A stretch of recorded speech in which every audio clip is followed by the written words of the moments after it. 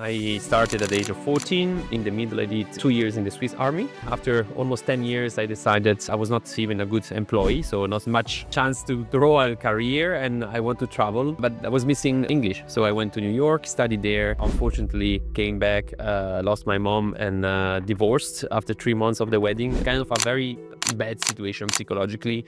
I remember you telling me about a story where I think your first entrepreneurial endeavor, where you put in all your money and it didn't turn well. Do you want to talk about it?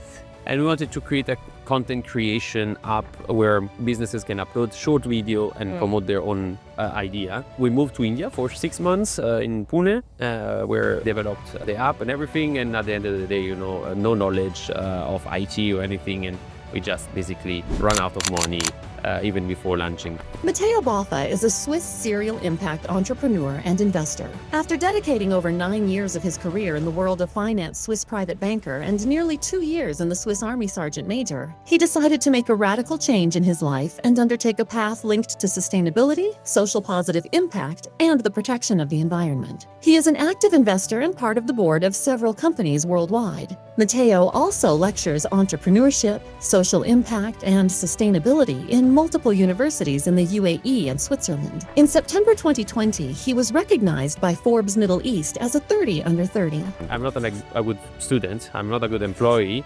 I'm not good creator on my own of ideas. So let's gamble on young people with good idea, a lot of energy, and no money to kickstart their dreams. So I started investing in different early stage startups, and along the way few failed, but some of them are now very successful company. Not everybody in the world can be an entrepreneur. Not everybody can be an investor or an employee. So we need a very nice mix of these three characteristics or character.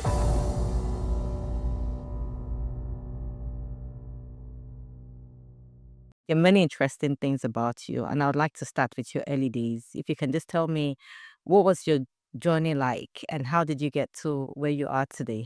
Yeah, no, for sure. So I was born already as a banker. Why? Because my family, they're banker in Switzerland since many generations. I'm from the Italian-speaking part of Switzerland, and the region is called Ticino. Lugano is the city. And I was not a very good student. So at the age of 14, this is very legal in Switzerland. It's not to get the child labor. You can choose to start working. So the structure is a third of school, a third of academia, and a third of work. But this is for any type of profession. It can be bakery, can be mechanic, can be banker, insurance. And so my family said, listen, forget about university, go and start working. So there we can help you eventually to grow. So I started at the age of 14. In the middle, I did 2 years in the Swiss Army, which is still mandatory, but I decided to graduate. So I extended a little bit, graduate in marketing and communication during night and weekends. And after almost 10 years, I decided I was not even a good employee, so not much chance to grow a career, and I want to travel, but I was missing English. So I went to New York, studied there, and unfortunately came back, lost my mom, and divorced after 3 months of the wedding. So kind of a very bad situation psychologically. So I had a great chance to come to the UAE, and my career as an entrepreneur, or trying to become an entrepreneur, started here in 2016 in Dubai. In Dubai. So what was going through your mind through those years as a 14-year-old saying, you know what, I'm go into a new life, something different from every other person? What was going through your mind at that point in time? I realized it's good to start owning your own money. So that was probably one of the motives that pushed me to start thinking about working. And then was one of the greatest experience, because you are very young man, you are pushed into the world of adults. You have to start behave, jacket, tie, shirt. At the beginning, of course, you don't manage money. You just make copies and coffee. But you realize how much is important, how to behave, how to speak to people, to clients, to superiors. And this, I think, was the most important part of my building, my self creation as an adult. And at the same time as well, the army helped me to understand rules, regulation, camaraderie, and that's, I think this was two very important pillar of my teenager or early adult's life that after helped me through the entrepreneurship and investing career. Right. I remember you telling me about a story where I think your first entrepreneurial endeavor, where you put in all your money and it didn't turn well. Do you want to talk about it? Yeah, so I came to Dubai. I was employed at the first 6 months. Of course, I didn't really like it. I said, okay, let me became the new Steve Jobs of the situation. And I met two guys in the same building where I was living in an elevator and explaining this idea. They said, okay, let's create this super app. That was even before TikTok existed. And we wanted to create a content creation app where businesses can upload short video and promote their own idea. Right. We moved to India for 6 months in Pune, where we developed the app and everything. And at the end of the day, no knowledge of IT or anything. And we just basically run out of money even before launching. So yeah, that was a very bad situation. I had two chances: or go back to Switzerland with very little money and try to go back to banking, or reinvent myself. And at this stage, I decided, okay, let me try one more time. Right. I implemented an idea based in Switzerland that was not existing here, and was able to sell quite quick that business to a private company. And with the little money that I made, it was not a massive amount of an exit. But I realized, okay, I'm not a good student. I'm not a good employee. I'm not a good creator on my own of ideas. So let's gamble on young people with good idea, a lot of energy, and no money to kickstart their dreams. So I started investing in different early stage startups, and along the way, few failed, but some of them are now very successful company. Yeah. I think one of the things that I hear throughout the story is the fact that you're resilient, and the fact that whether a business failed, you're looking at the next bit. Then what will be your advice for entrepreneurs that are starting out? What do they need to know? So I consider myself an entrepreneur, but in a way, I'm not the one that make his hand dirty. I have to be honest. I'm not a person who really likes to work. What I love to do is connecting people and really try to identify niche product or service or startups that have a potential to become something good. As well, what I do, it's investing mostly in impact companies. So impact in terms of society, sustainability, environment, etc. So as a suggestion is, not everybody in the world can be an entrepreneur. Not everybody can be an investor or an employee. So we need a very nice mix of these three characteristics or character. So for entrepreneur, resilience is very important, and for investor like me, it's really to have the sixth sense of identify great opportunity. Right. What did you wish you knew earlier in this world of entrepreneurship? Because for you, it was more, you jumped into it. It wasn't like you had some advice. It was you, the restless you, saying, what can I do? What can I do? What did you wish you knew earlier before jumping into entrepreneurship? I think the human factor, the importance of the human factor inside the startup. So I realized 51% of the company is made by the founder or the founders. Right. You can have the best idea, best product, best timing, a lot of money. If the person who managed the company is not the right person for XY reason, you are destined to fail. I had situation where the company was supposed to be fantastic on paper. The person who was managing failed for reason that there are multiple different reasons. Right. And in another case, I invested in startups where I said, okay, I kind of like the idea, the concept, but the person behind is super strong, and he was able to pivot the concept in something that is now a multi-million-dollar company. So the human factor, for sure, it's super important. Yeah, you're absolutely right when it comes to that.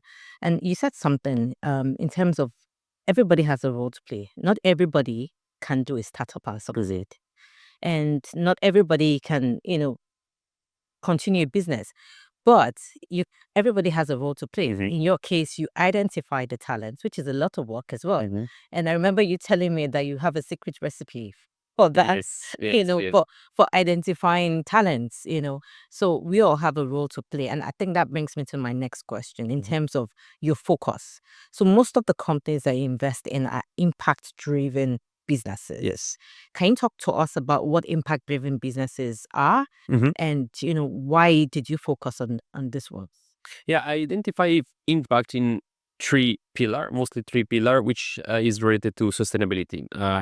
So environmental sustainability, something that your product or your service has a positive impact or not a negative impact into the environment or animals. So you can have the best product in the world, but if it's at the end of the day not recyclable or polluting while produced, doesn't really make sense. The second one is social sustainability.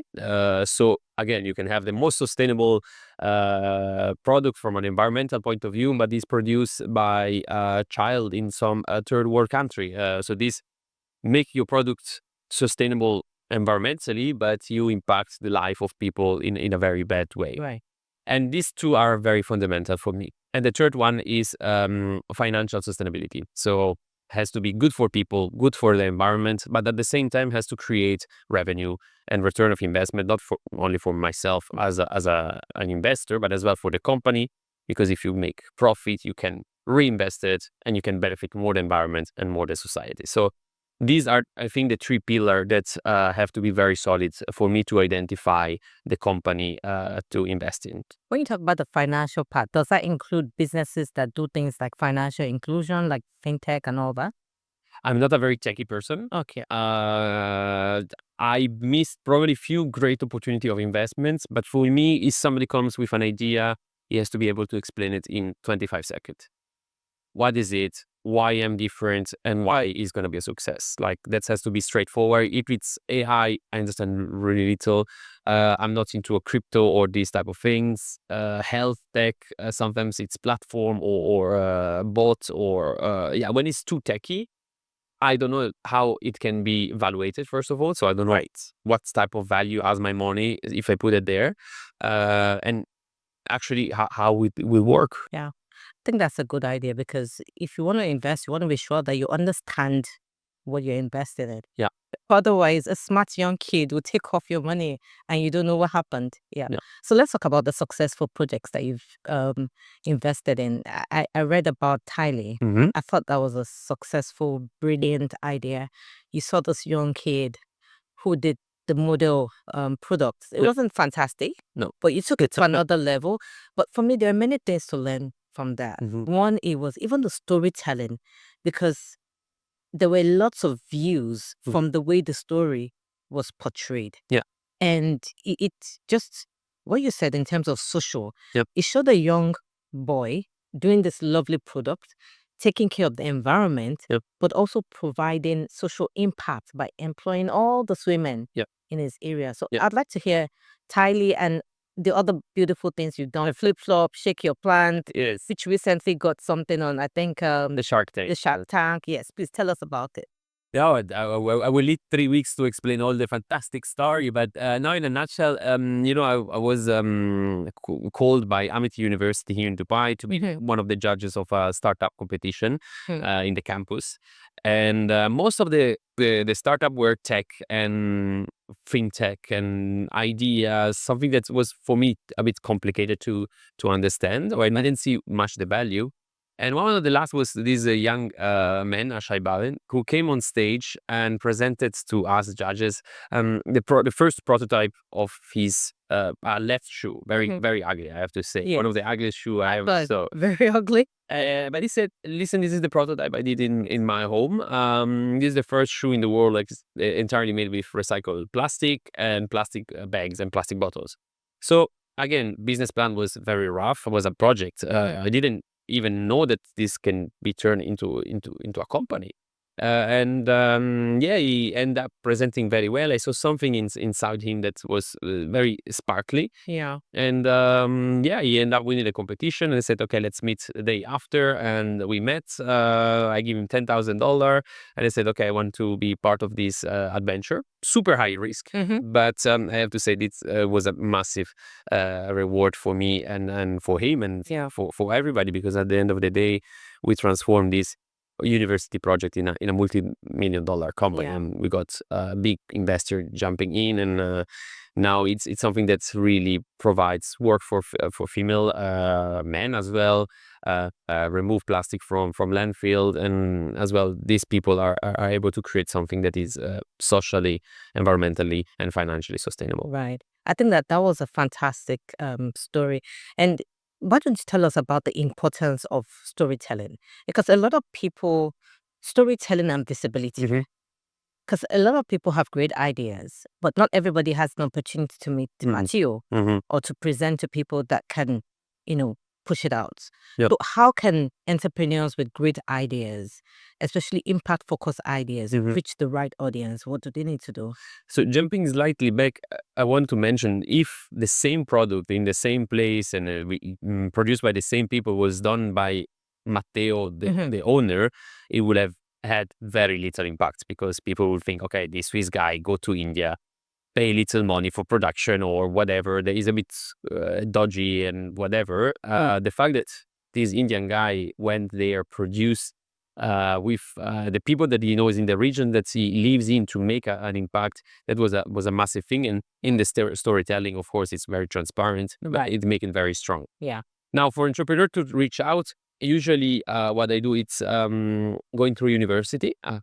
So I'm part of the board of two university at the moment, in the MBA program in Ras Al Khaimah and in Dubai. Right. And often there is startup competition. Mm-hmm. And I love to go there. Why? Because it's very rough idea. They do it because they're passionate, Mm-hmm. and they're very strong mindset, but sometimes there is the lack of money. So I can jump in with very little amount of money, get a good chunk of the idea. Now, you would say this is a bit shark style, but most of the time, if you don't get somebody that put the first $10,000, $20,000, Definitely. these students will close the laptop, print the project, get the grade, put it in the drawer, and forget about it. And this is, to be honest, it's for me, it's sad. It's a missed opportunity for them and for myself. Right. Well, that's why you have put shows like the Mhm. Shark Tank that promotes such beautiful projects. Yeah. I don't have deep enough pocket to enter in this type of shows. For me, it's really like small ticket, Yeah. high risk. So I enter as a friend's family, and usually they call me the full one that bet on the person Mm-hmm. rather than the But startup. that first check matters a lot. Yeah. Because it creates confidence, Yes. and it also creates that initial support that it needs to launch. Yeah. Yeah. Absolutely. Yeah. Let's talk about this new one, Shake Your Plants. Yeah, What this is the about- latest one. Yes. So I was again in a startup competition. Was food related product, and Justine, a lady that I met already many years ago. She had her own previous business, and she sold it, and now she recreated something. And she presented this sachet, which inside has vitamins, electrolytes. You mix with water, and it's 100% plant based, and as well, in the social side of the production is very strong. Right. Environmental impact is good, and I said this is something that I like. I already have something in the food industry, so I have a vegan ice cream company here in Dubai, and Okay. a cricket farm in Mexico. Oh. So we produce cricket to create flour, and flour became Wow. products. So, but that's another thing. So I said I have a knowledge of the food, very little, but I like it. I think it can be a success. I hear that she's a proven second time founder. So I said, okay, Why not? let's discuss. And at that stage, I brought other small investor to be able to pull more money together, bring down the valuation, and help her as much as possible. And I have to say, this is it's a very strong product, and I think this will go very, very long term. I think so as well. I mean, in terms of, you talked about the founder. When the founder is passionate, Yeah. I think that's already a 50% over the mark. Yeah. So yes, I'm rooting for her as well, as I feel. No, and for me as well was a kind of an experience. That this is the first 100% female founder startup. So there is Lee as well, which is the co-founder, and I never had a startup which was owned 100% by two girls. Yeah. So I said, okay, I want to understand how is the dynamics to eventually learn more and maybe replicate this with my next investment. Yeah. I'm going to ask you a very tricky question. Now, I've been to events where you have startup founders, and a lot of them are in their 20s. Mm-hmm. Is there still hope for people that are in their 40s to be? 100%. And what should we look out for? How should we start?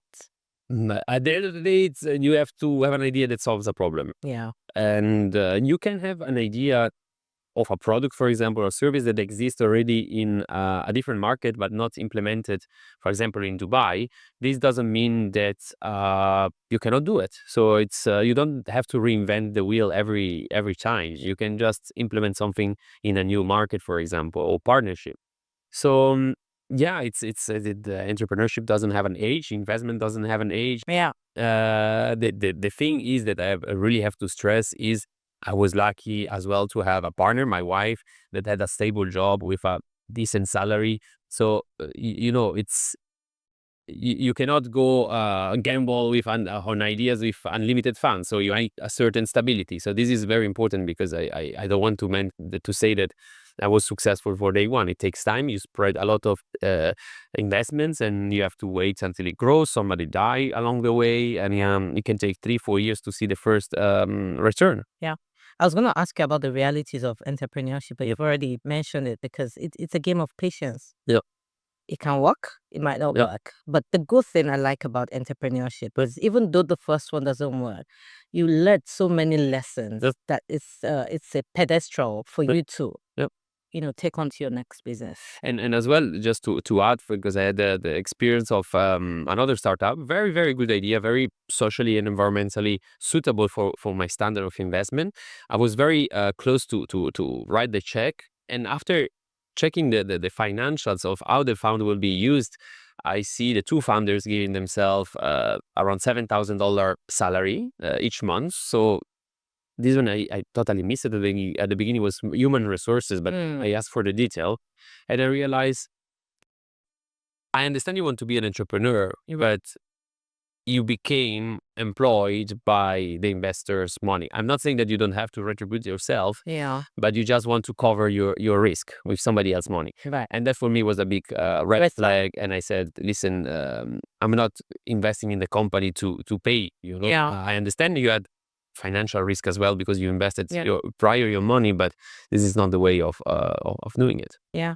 I think that takes me to a question I've always wondered. And I think for me is, I don't know what the trend is like, but a lot of times I was in a conference where the startup founders were saying it's best to bootstrap as long as possible. But nowadays, people get ideas, and the first thing they want is funding. And they get the funding, and suddenly the lifestyle changes. Not recognizing that you have to still, the fact that you're a founder and you have all this money is not money for you to change your lifestyle. It's money to build the business. 100%, yeah. So that mindset shift needs to happen with the young entrepreneurs. Yeah. And many people already, they have the idea, they quit their job and they invest a lot of their saving. Right. And so in certain cases, this was the situation that they run out of money and they have to quit or destroy their idea. Right. I had other cases, like for example, Zofer, which is now one of the biggest start. Now it's a very successful company. Yeah. The founders, they both worked in their previous company until the very last moment where physically they were not able to do two jobs at the same time. Right. So that shows me a lot of commitment. And they said, okay, Matteo, you give us the money. We will still work in this other company. Don't worry. This is to create as well financial sustainability for themselves. Sure. Until the moment that the company grows so big that they really had to jump 100% to it. But Yeah, it was a lot of commitment. Yeah, and I've seen so far around when I pick up the kids as well. I see the cars Yes. is also it's a good one. Now let's talk about the other things that you do apart from businesses. I know you said you're on the board of universities. You also volunteer with the Swiss Business Council. So tell me more about all those things that you do and the impact that you create from all this work that you do. Yeah, connected maybe to your previous question of how elderly people can jump into entrepreneurship, for example. When I came here to Dubai, I didn't know anybody, no family connection, no friends, nothing. So what I did on the way from the airport to the very first hotel, I type Swiss community in Dubai. And of course, the Swiss Business Council pop up, which is basically the Chamber of Commerce. And I registered for the event. I met some people from my region, people from other part of Switzerland, and I instantly connected for a matter of mentality, knowledge, geographically. Right. So that for me was the very first step to enter in a community, which Right. made me feel home away from home. And along the way, during the years, I realized how important it was to be part of this group, and I've been asked to present myself as a board member. I served as a chairman in the Abu Dhabi chapter, which later we closed it and we fusionated with the Swiss Business Council Dubai, creating the Swiss Business Council UAE. And now I've been re-elected as a secretary and board member. And to be honest, it's time that you invest, Right. but it's very, very important because you create yourself a spot in the community. You have access to embassy events. Tonight I'm invited at the Consul General House for an event related to the region and Switzerland. You have very strong contacts, and as well what is important is that you start filtering. So based on more people they will tell you, okay, be careful on this matter, how is this person, and this save you a lot of time and ultimately money as well. Yeah. That's very good advice, because even for me, realizing that community matters a lot. And I guess that's why, the Dubai government this year said it's a year of community. Yeah. Yeah, because we need to find, the community that will support. And that's where Absolutely. ideas are best. Yes, yes. All right. So let's talk about the accolades and some of the things that you have done. I saw you on Forbes 30 under 30, and you do all these wonderful things: entrepreneurship, volunteering. How do you find peace away from all this noise and the busy schedules and everything?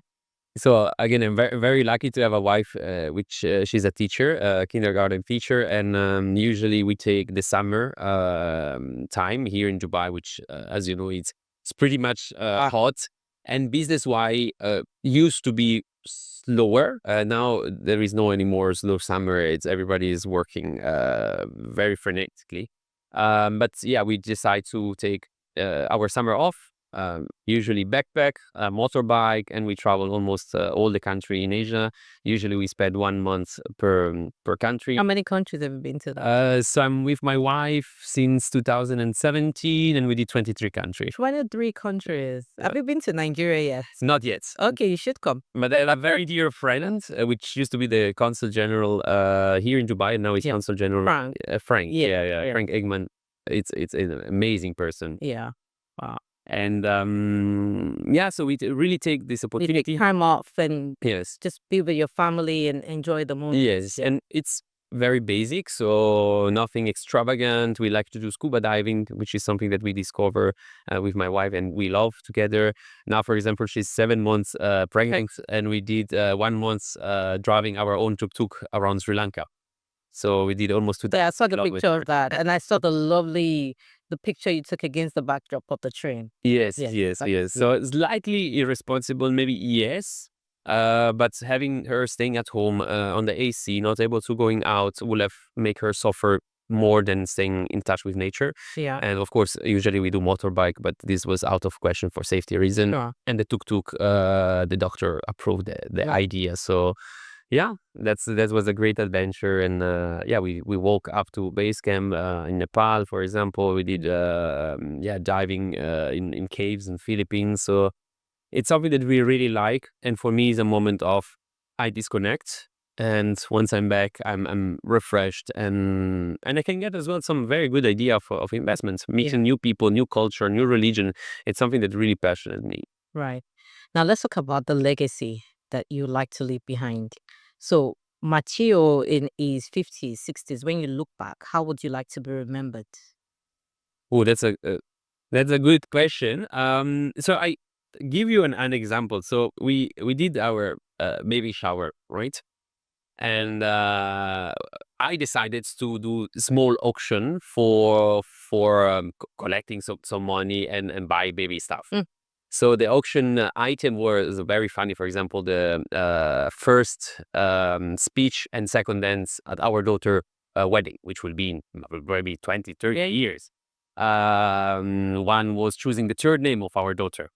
for example. Okay. And one was getting the 1% shares in her first company. So this That was must be a businessman.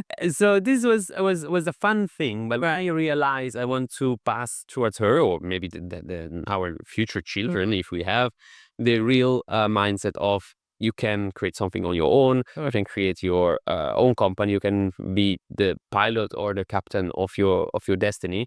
And I think the mindset of pushing kids towards strong, hardcore education, if maybe they don't have the skills to do it, it's really to make them understand the world is big. Whatever is your passion, if you are very strong and motivated and resilient, you can create a business or a service out of your passion if you have the right mindset and if you evaluate the different situation. Yeah. And I think it's one thing I would also like to bring up from all of what you've said today is that there's also a misconception that you don't invest in businesses, you focus on profit, but you've invested in businesses that have considered the environment, Yep. has had great impact on the community, and you're still able to get your profit and your returns from these businesses. So it is doable.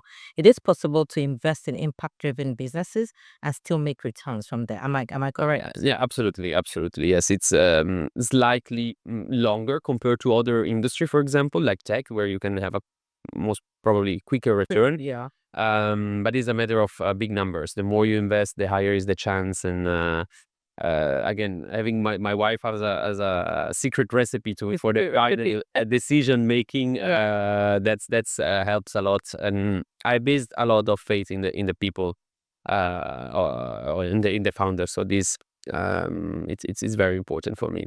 And the legacy again is I hope the more I invest, the more impact we create together. And I'm not aiming to become a multi-millionaire or billionaire. For me, it's really about enjoying the time with myself, my wife, my future family, and realizing the importance of traveling and knowing other people. I give you the quick example.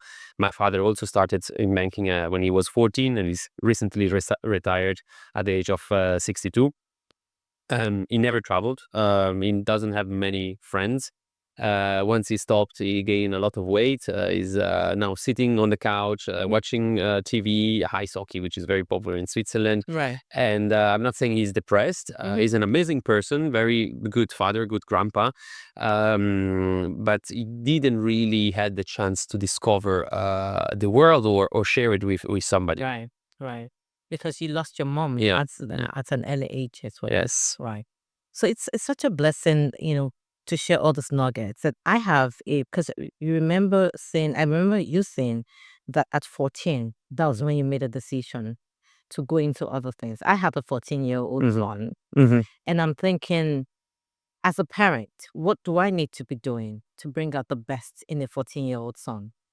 Again, it's passion driven. You for sure you identify something where he's super good at or super passionate, and really ask him what he thinks to do with this passion or this gift, for example, and try to motivate him to explore maybe business idea or entrepreneurial idea related to this, or a career path.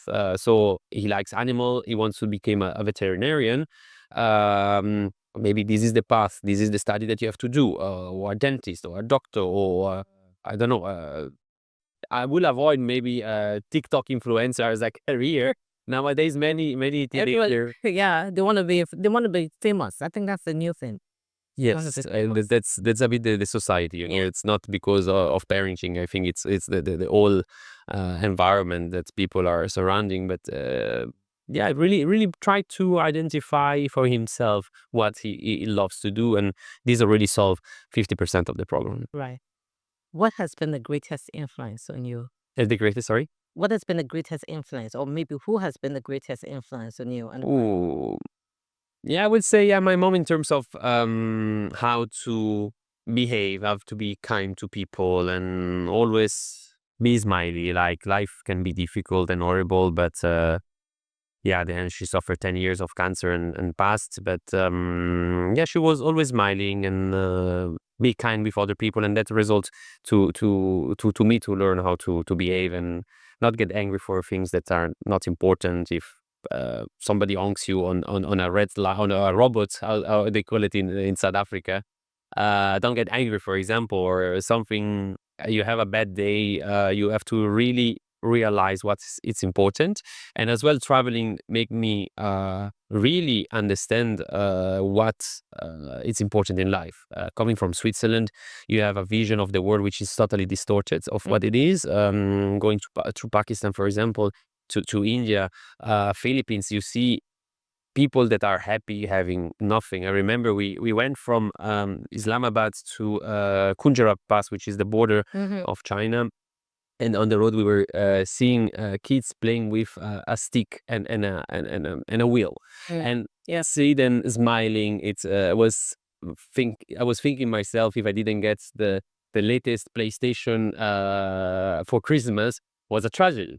So at that stage, what I would love to have as a legacy is the real understanding of what matters. What is important. Yeah, absolutely. Thank you so much, Matteo. No, thank you. Yeah. I'm very happy. It was a very interesting discussion, and congratulations. This brings a lot of passion in me, and I hope that was interesting for the listener. It was. I wanted a different side of Matteo. The real, again, what you say, which is the human side. I wanted to see the human side. And I guess for me is also looking at you and your story. I am inspired to say, how do you just jump out and follow your passion and just go for it? And you don't have all the support, but you can go for it and make sure you're doing the right thing. So yeah. And I think more young people need to see good, examples. They need to see more stories of young boys that are doing great things and are now men. And you have a good family. You're so passionate. Your wife is on your LinkedIn. He's all over the place. You're proud of your family. I think that you have everything going for you, and I really wish you the very best. Oh, thank you so much. Yeah. I really appreciate